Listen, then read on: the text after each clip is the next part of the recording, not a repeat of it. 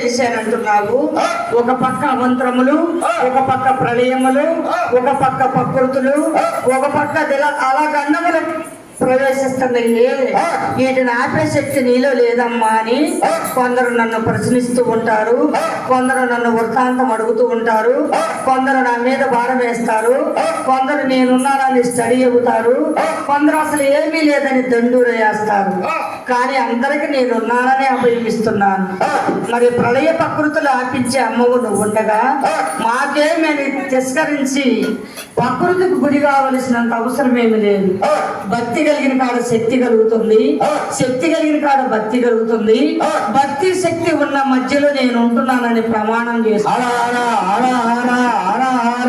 మరి 2024 ఇంత ఉండగా 2025 ఇంకా ప్రళయం ఉన్నది. జరిగిన గత 8 నెలల కన్నా కూడా జరగబోతున్న 4 నెలలు బాగా ప్రళయంగా ఉన్నాయి. మరి ఈ రోజు అమావాస్య, ఆదివారము, పునరస నక్షత్రములు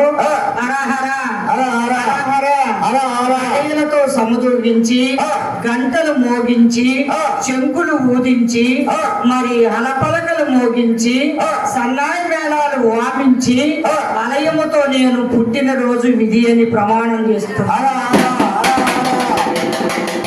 రోజుకి మాకు శుభగడియలు ఏమమ్మా నన్ను ఎవరు మనగలి.